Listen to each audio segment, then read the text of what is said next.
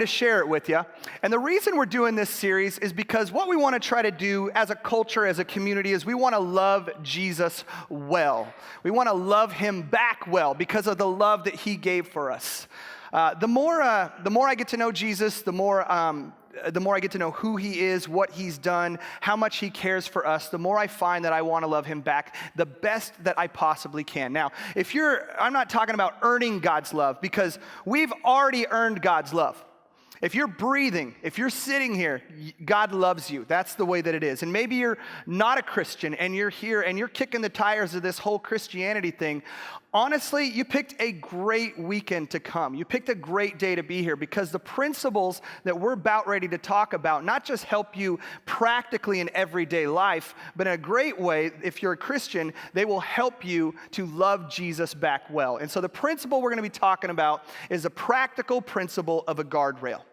And so all of us have seen guardrails. A lot of us have seen them around. We've walked and we've observed them, but most of us probably don't know the official definition of a guardrail. So I'll give that to you right now. This is what it is. A guardrail is a system or a structure designed to keep vehicles from straying, that's the key word there, vehicles from straying into dangerous or off-limit areas.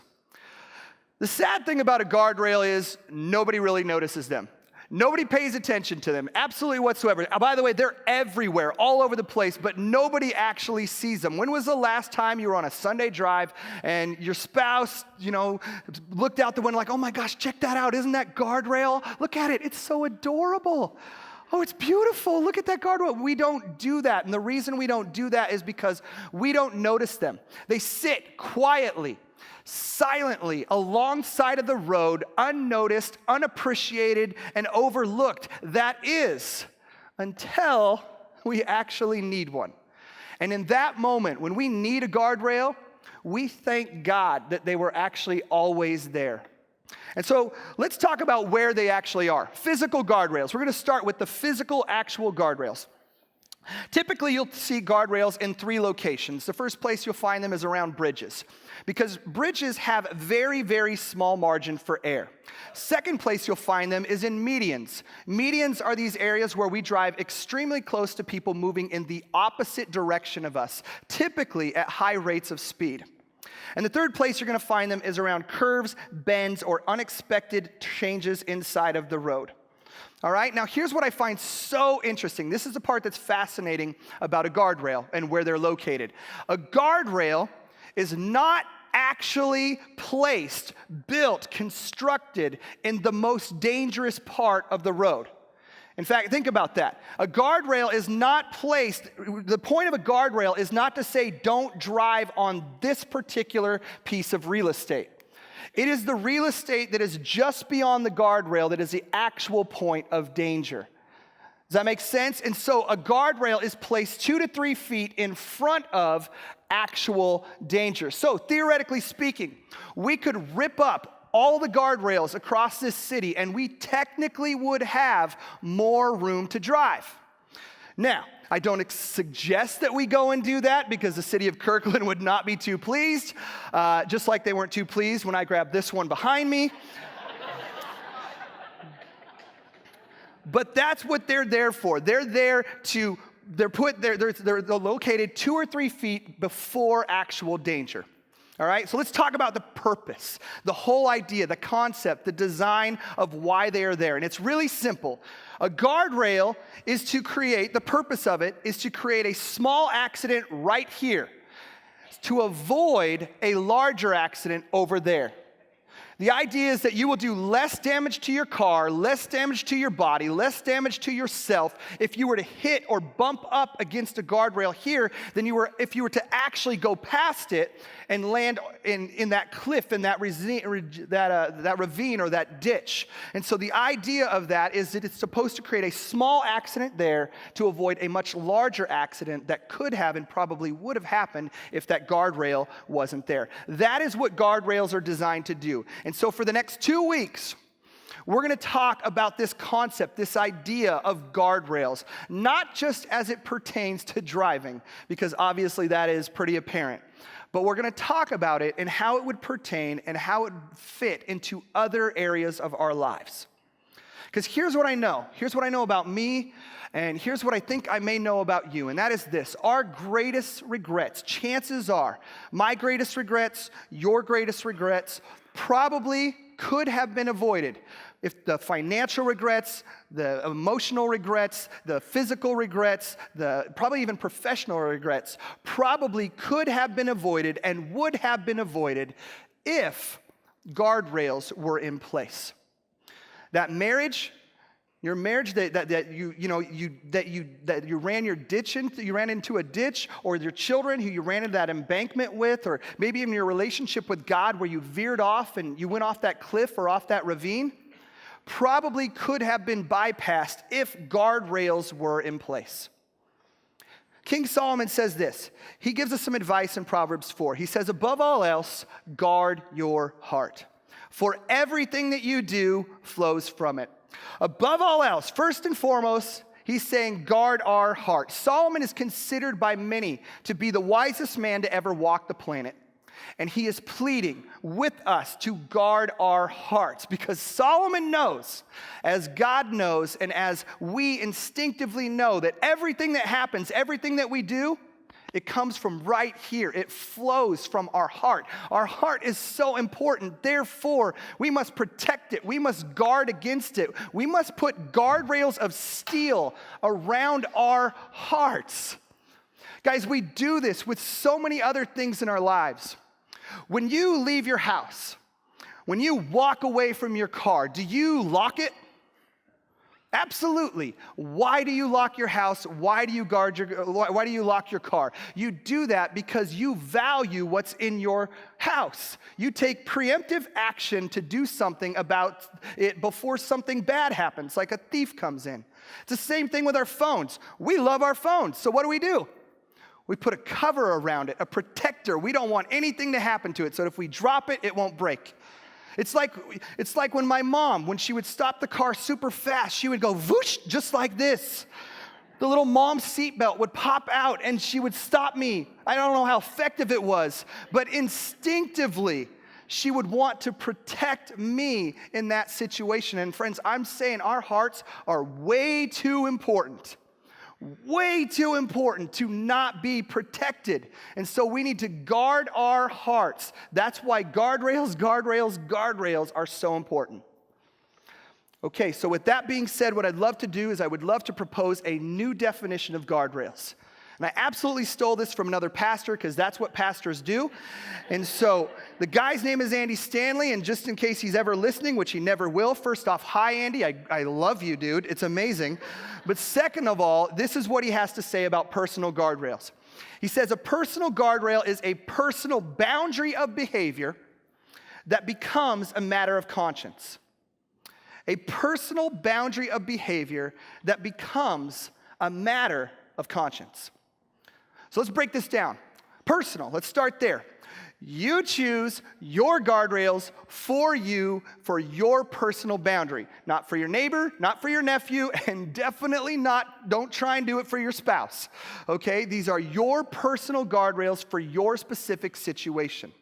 Now, please hear me on this. I do believe that the need for guardrails, personal guardrails in our life, is absolutely universal. We all need guardrails in our life.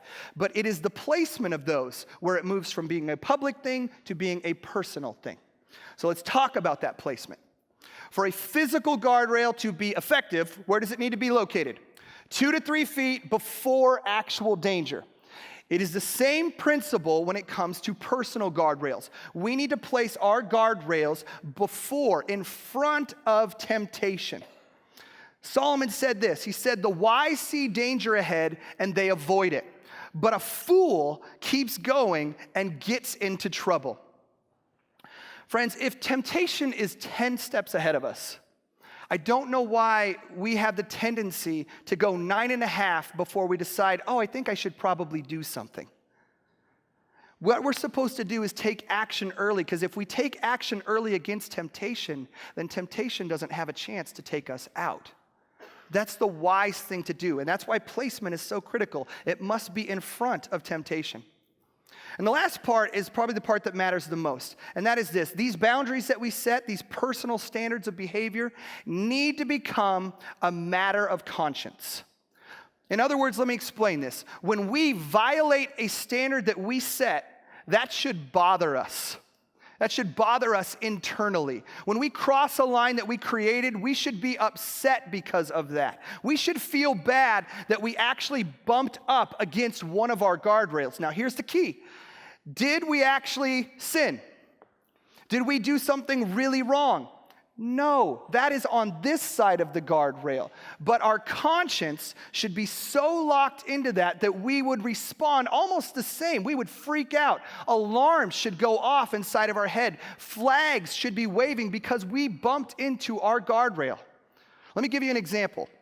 This is called, and this is a real item, it's called a pee beeper. This is a real deal.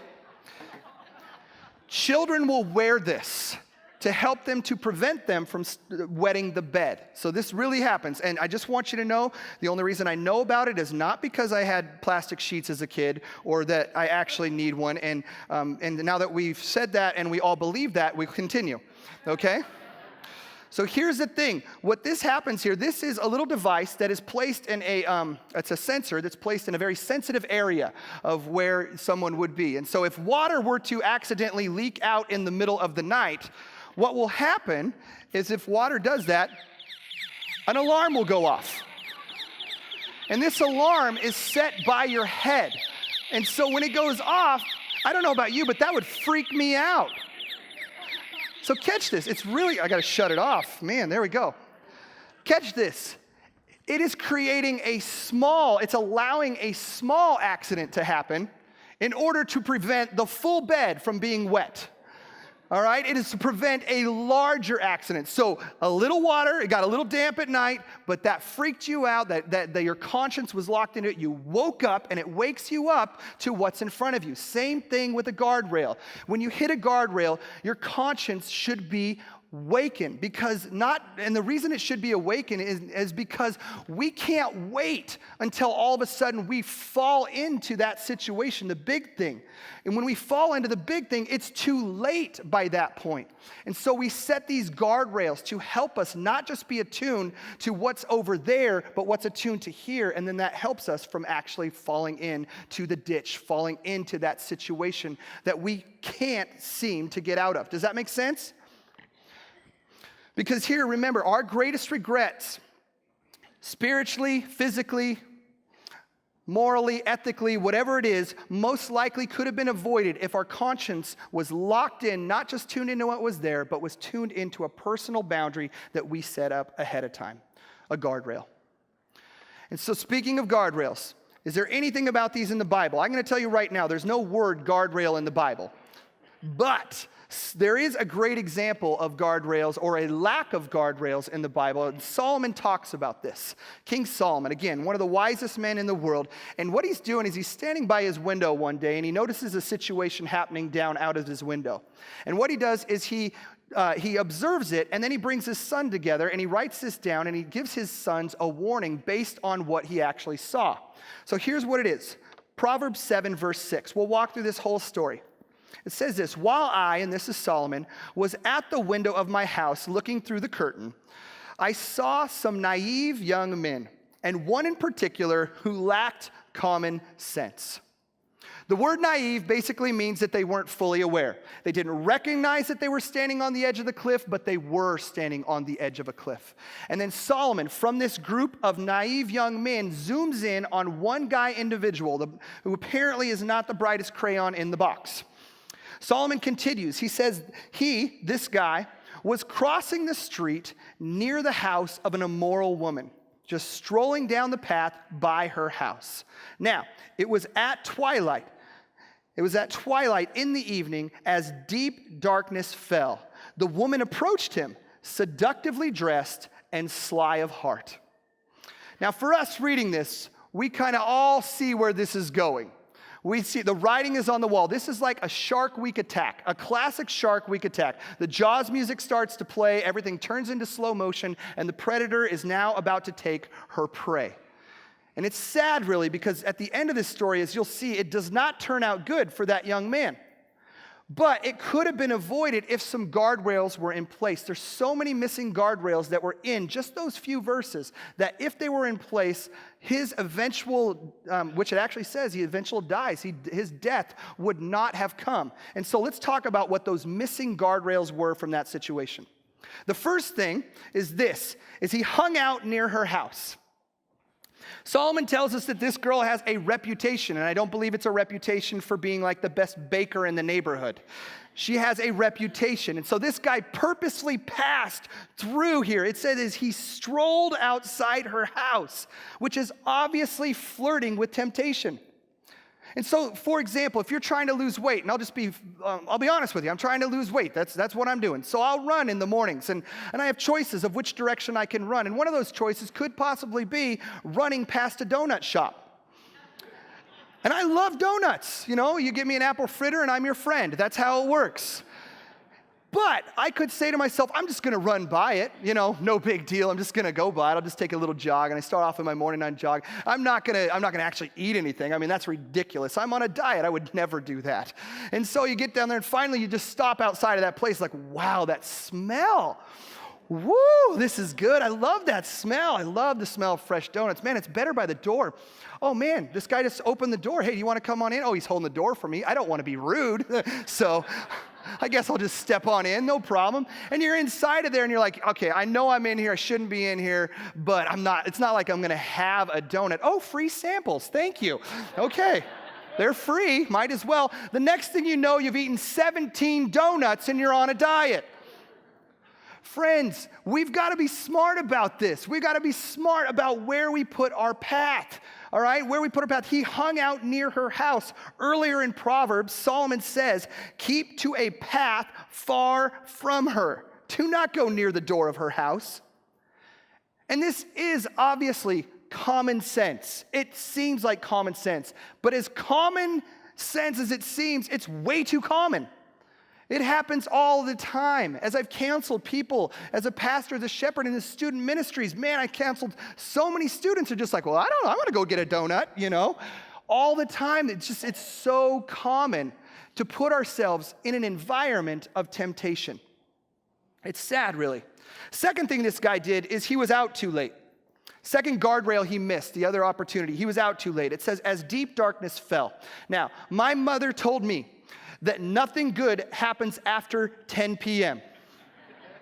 And with the exception of cosmic bowling, my mom was absolutely correct. Nothing happens good after 10 p.m. And so he was just out too late. Third guardrail he missed. He didn't run when he had the chance. He didn't. The moment the girl walks up dressed up as Jessica Rabbit should have been an indication to him that this is not going to go the way that he wants. Maybe he wanted to go the way that he wants, but that's the bad situation. It should have put an alarm in his head that said, run, run, run. You got to get out of here. There were too many guardrails that this guy missed. Too many guardrails that weren't in place that he just happened to miss. So what happened? What happened to the guy? Here we go, verse 13. She threw her arms around him and kissed him. And with a brazen look, which is a bold look, she said, I've made my peace offerings and fulfilled my vows. Which is honestly like the weirdest pickup line I have ever heard in my life. And she continues by saying, you're the one I was looking for. I came out to find you. Oh, and my goodness, you are here. That is how temptation works. That's how our enemy works. It's obviously not true. She was just out there, and Satan, what he does is he personalizes our temptation. This is for you. You know, I'm out here just for you. And then she goes on in her not so subtle way. She says, my bed is spread with beautiful blankets, with colored sheets of Egyptian linen. I perfume my bed with myrrh, aloes, and cinnamon. Sounds delicious. Come, let's drink our fill of love until morning. Let's enjoy each other's caresses, for my husband... Whoa, she's married. Well, that's a surprise. Interesting, must be a typo in the Bible. Didn't expect her to be married. Okay, anyway, so her husband is not home. He's away on a long trip and has taken his wallet full of money and won't return until later. Guys, notice the last lie of temptation. Nobody will find out. Nobody's going to know. It's not going to hurt anybody. That is the last lie of temptation, and it happens way too often, and it's just a whisper in our head. Nobody will find out. Nobody's going to know. Nobody's going to get hurt. And that's not the truth, because look at what happened in this situation. Look at what the cost was for not having guardrails in place. So she seduced him with her pretty speech and enticed him with her flattery. Now check out the imagery here. It's crazy. He followed her at once like an ox going to the slaughter. He was like a stag caught in a trap, awaiting the arrow that would pierce its heart. He was like a bird flying into a snare. Little did he know it would cost him his life. Growing up in the country, I actually lived next to a slaughterhouse just down the street. And I have a very vivid memory of, as a little kid, kind of hanging on a fence and looking at these cows that were inside of this fenced area, knowing what was about ready to happen to them. And I remember noticing, like, oh my gosh, they have no idea what's coming. They have no clue. I remember looking at their eyes, not that a cow's eyes are going to tell you anything, but I remember looking at their eyes thinking as they're walking in a line going into their death, they had no clue. It's the same thing this guy. He's clearly jumped guardrails. Actually, he didn't have any guardrails in the first place. And now what he's doing is he's closing in on a collision that actually will end in his fatality. This guy, this naive young man, needed guardrails absolutely desperately. There is a way that seems right to a man, but in the end leads to death. Solomon said that. There's a way that we naturally walk. There's a way that we naturally go, and it seems right to a man, but in the end, it leads to death. And the reason this man is described as naive is because of this, is because he thought, you know what? It's never going to happen to me. That happens to other people. It's not going to happen to me. Guys, every single person says when everything falls apart, oh, I didn't think that would happen to me. I didn't think that would happen to me. I don't want to be that person. And I don't want you to be that person either. We can't just be naive. Because friends, the only thing that you're going to find on this danger zone, in this place over here, is pain. When you run your car into a ravine, it hurts. Definitely your car and probably you as well, and your bank account. All those things, it hurts. You're just going to find pain here, and the Bible says that unfortunately, it leads to death. This is not a good place to be. And you know what? I'm just going to throw it out there. Maybe you're here today, and this is where you're sitting. The good news about Jesus is that he extends his arm and says, I want to help you. He forgives us. That is the beautiful thing. But there is repercussions for sin. There's forgiveness for sin, but at times there are repercussions for sin. It's just how it is. It's how the world works. And so I'm begging you, and Solomon is begging you to ask this question. Before we end up on that side of the equation, knowing that there is disaster that is out there, where should you set your guardrails? Where should I place guardrails in my life? Where should I place guardrails in my life? Personally, I have guardrails, and they may seem silly to some, but I can tell you what, they've made all the difference in my life. And so I want to share them with you. Here's a few of the guardrails that I have in my life. One of them has to do with the TV, the internet, and with our devices. Pornography scares the crap out of me, 100%. I don't want to end up in that ravine. I've seen what happens to marriages and families and ministries and things of that nature when people fall into that embankment. So I don't get there. So when it comes to the computer in my house, I actually don't have the code. I can't look on the internet. I have asked my wife to put in the code, and she has the code. I don't. So when I'm home by myself, I literally can't get on the internet at home. And you may think that is way too extreme. And it is pretty extreme. Because you know what? I pay for the internet. I bought the computer. I'm a full-grown adult. I should be able to control myself, right? Yeah? I'm not sick. There's nothing wrong with me. I just don't want to flirt with that. That is a guardrail that I have set up. My devices are monitored. Our TV has been set to a certain rating. And without my wife, I can't watch anything past a certain rating. Those are my guardrails. That's what I put in place for me so I can hopefully stay pure in my life and in my ministry and for my family and for Jesus. Second guardrail I have is financial. I don't ever want to not be faithful with what God has given. And so when it comes to a tithe and tithing on a regular basis, which is what God asks us to do, just 10%, loving him back in that way, I have set up an automatic tithe, and I did that about 10 years ago. And for the last 10 years, I have not missed a tithe. And I tell you that only so that you know how great I am, okay? No, not even close, all right? I tell you that because it is a guardrail. It is something. I've shared that with you only so that you know that you got to take things somewhat to an extreme level. I miss out on the opportunity when the buckets are passed to be able to drop my offering in or be able to give it on a regular basis. But every time I touch a bucket when it comes past me, I think to myself, you know what? I've been faithful because 10 years ago, I made a decision that I'm going to take care of this now. And because I know that if it was left up to me, I'd forget and I'd miss that and I'd start to wonder, did I pay it this time? Did I not pay it that time? I don't know. So I don't want any of that. I want to set the guardrail up so far back that I don't miss it. I don't miss an opportunity to give. Third one, I do not drive alone or hang out with women by myself.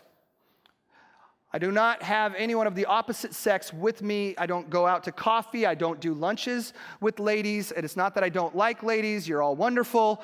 But for me, in my world, I just don't. That's a guardrail I set. I don't drive alone with them. In fact, just for full disclosure, a few years ago, there was a snowstorm when I was working at the church late in the day, and the snow was piling up, and everybody was leaving, and I thought, I've got a truck. I'll be able to find my way home. So I stayed till pretty late.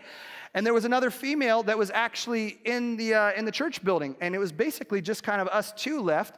And she asked me, she didn't think that her little Honda Civic would make it home, and so she said, will you drive me home?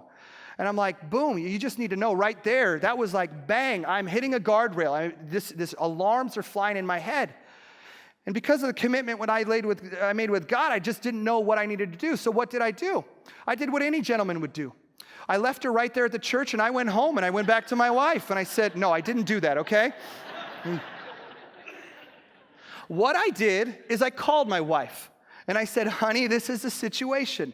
This girl can't get home.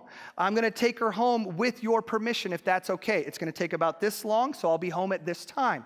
And so I let her know what was happening. Now, let me ask you a question. By having a girl ride along in my truck, did I sin? Absolutely not.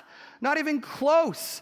But you know what? That was a guardrail that I had set up and that I bumped into because I don't want to create a habit of meeting with girls that are not my wife, because if I do that, then unfortunately I just don't want to go there. Emotionally, I don't want anything to happen in that because I love my wife. You know who loves that guardrail? My wife. My wife loves that guardrail. All right? And friends, I don't share these with you, and I want you to understand this very clearly. I don't share my personal guardrails with you so that you will adopt my guardrails. That's not it. You may want to, I don't know, but here's the deal. I tell them so that you will start to think, what guardrails need to be in my life? What areas of my life do I need to set up some boundaries, some things for? So that's why I'm telling you that. And some of you, and I'm sure there are some of you inside of this audience who are thinking, man, that is pretty extreme, Jake. That takes it too far. That is restricting. That is just way too far. I can't believe that's too much. It's too, it's too restricting. But the truth is, guardrails by their nature are restricting. But Jesus did some pretty crazy things, pretty extreme things for love for us, did he not? I want to love God back in the best way that I can possible. And some of that may be a little bit extreme. Please hear me. A small accident is a small price to pay for a really big payoff. Nobody regrets having guardrails when they need guardrails. Does that make sense? Nobody, I mean, that's when the only time we're going to regret them is when we're standing over here, when we've landed over here. And thank God that he comes into that place and pulls us out, and then he puts us back on this side and says, all right, try not to fall off the cliff again. Try not to fall off the cliff again. And what do? If we didn't have a guardrail in place, we're just like sheep. Sheep just wander, and then boom, oh, Jesus, I'm back down here again. That one hurt. And he picks us up and he pulls us right back out. That's the beauty of Jesus. But because, I'm just a dumb sheep, I need a guardrail that would help me that when I'm just wandering, bonk, oh, what is that? Oh, bonk, oh, what is that? Oh, that looks bad. That's what a guardrail does for us. It helps protect us. It's a small accident that helps us prevent us from something far, far, far worse. And so this week, when you're driving around and you see a guardrail, I want you to ask this question: where should I place guardrails in my life? Where should I place a guardrail in my life? And start to ponder on that. Start to think on that. Because next week, we're going to continue this. And what we're going to do is I'm going to come up here and we're going to talk about very, very, and I mean very specific guardrails in the area when it comes to friendship, when it comes to dating, and when it comes to marriage. That's what we're going to do next week. I do hope you'll join us. All right, let's pray. Jesus, thank you for the opportunity we have to gather on this 4th of July weekend. Freedom is such a big deal. And you created freedom to choose you, freedom to reject you. But God, the freedom you give for us to love you is amazing because you loved us first. And I pray that we would love you back well. And so I pray that as I've spoken in here, hopefully the words you want, that the message would land on hearts. And maybe, Lord, that you would stir into hearts the ideas of where to put guardrails in our world. We need them. We desire to love you back as much as possible, as best as possible. But even in that, in loving you back, we still need your help. And so, Lord, I just pray that you would help us. Bring us clarity as we think through this week, as we think about how and where we should place our guardrails. In your name, Jesus, amen.